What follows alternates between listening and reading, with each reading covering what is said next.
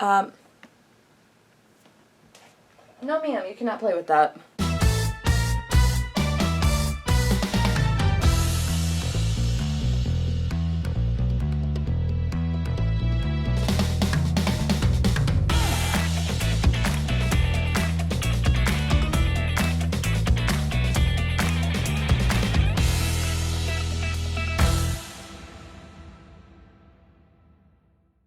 Hey bananas, welcome back or welcome to my channel. Today's setup is just a little different because my camera battery was at 4%.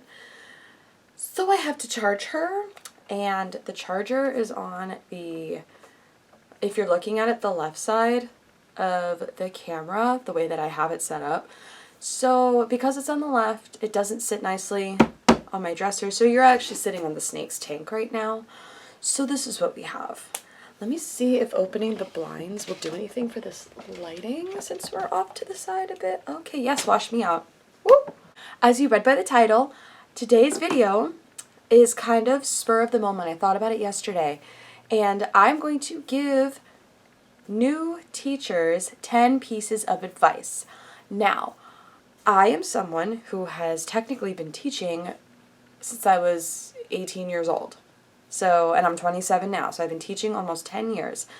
Most of my experience comes from childcare, but over the last year, I've obviously been working in an elementary school setting, and I feel like 10 years of everything is enough qualification for me to give you this advice. So here it is. I wrote it down so we could, have a nice little, continuous filming so I didn't have to stop and start. Number one, and none of these have any importance over another one, it's just how I listed it out. Number one, you can't make kids do their work. You can really only encourage them and maybe bribe them. And something I learned very early on in my subbing career is you really can't force the kids to do their work, especially if you're a sub.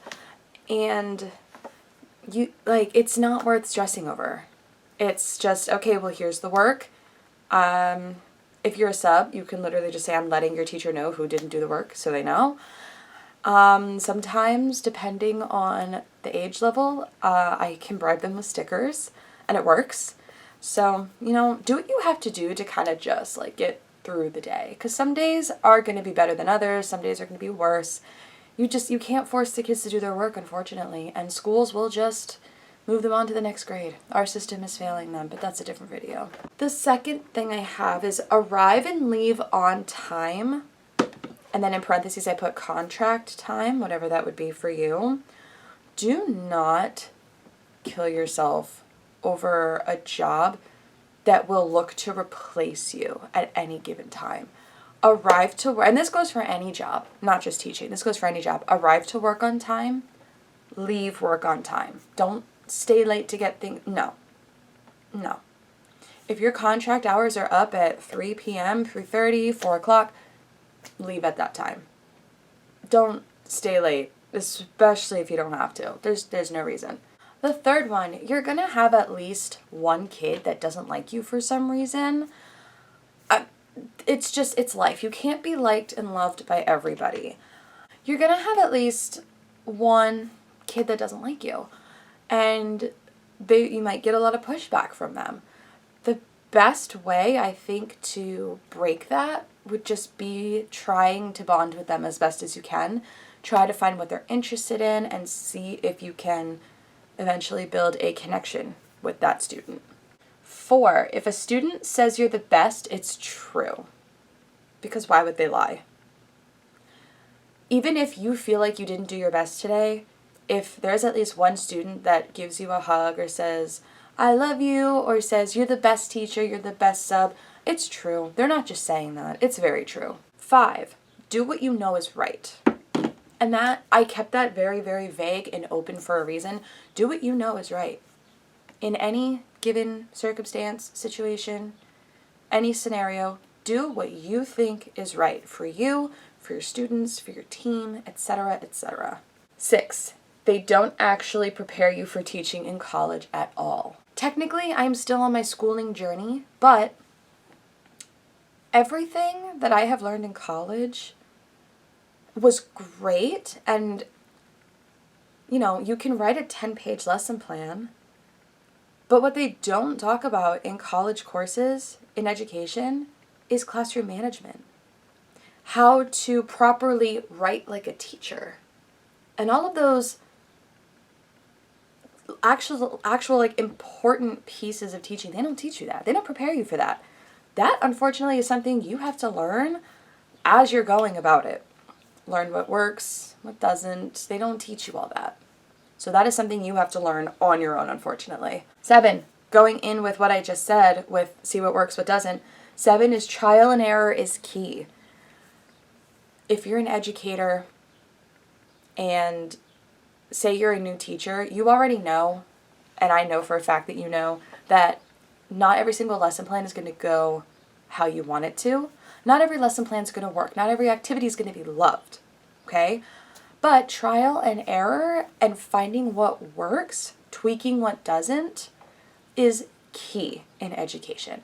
I don't know how many times I've done an activity and the kids were just like not about it, or they thought it was boring, or I was just like, I don't really like this. Like, now that it's being acted out, like, I don't really like this. Like, how can I change this? 8, be honest with your students about certain things. Obviously, don't go into your whole life story. But me personally, I am honest with my students if I am upset with them, angry with them, if I, for some reason, am just, like, not doing well that day. Like, if I'm not feeling well, I'll be like, hey, like, I'm not feeling the best. Like, we need to work together to get through the day. With my surgery, with my 4th graders, I told them flat out, because they asked, like, what's wrong with your ear? And I'm like, well, I just had surgery, and I explained it. I'm like, so, if we could kind of work together to get through the day, like, that'd be super great, because, kind of struggling a little bit. And, they asked questions. I answered the questions about it. And we got through the days. I had 3 school days in a row of 4th grade, so we got through those. Be honest with them about certain things. I know they say, like, in education, like, leave your problems at the door, but, like, sometimes you can't. Sometimes something happens while you're at work, and you kind of have to be like, hey, guys, I just got this really bad piece of news, so please forgive me if I seem off today, or if I seem upset, like, it's not you, it's this, or something. 9, make sure you prioritize yourself and your well-being. That is self-explanatory, but I feel like as teachers, we forget to do that because our entire career is taking care of other people. That's essentially what we do. We take care of other people. Whether we're in childcare, teaching in elementary, middle, or high school, even college professors, you're still caring for other people. So it is so important to prioritize yourself and your well-being. Your physical, emotional, social, mental health, all of that fun stuff, spirituality, religion, whatever you do, making sure that you're eating your meals, making sure that you're drinking your water, drinking something that'll give your body fuel. You have to take care of yourself. You cannot take care of others if you don't take care of yourself. And that is my exact excuse as to why I'm eating all the time. Like, I can't take care of my students if I'm hungry, so I'm gonna, go ahead and eat this. And the last piece is have fun with your career. I know that it's kind of a show in the education field right now, and it's very hard, but you can still have fun with your career. You can still have fun with your students. Not everything has to be so serious all the time. In our 4th grade hallway, there's a poster that says there's a time for silliness and there's a time for seriousness. I think they balance each other out very well. And obviously you have to teach the students there's a time and a place for everything, but you also have to remember that not everything has to be serious. You can have fun at school. You can have fun while being a teacher. I know it's, we have standardized testing and all that fun stuff, but we're at the end of the year now. The kids already think the year's over, so you may as well just kind of make your lessons a little more fun. Like, to me, the year's over. To them, the year's over. To you, the year's probably over. So let's make it fun. So those are the 10 pieces of advice that I have for new teachers, or even old teachers, in case you need a refresher. This is for you too, absolutely. With that being said, that is also the end of today's video. If you enjoyed, be sure to give this video a thumbs up and subscribe.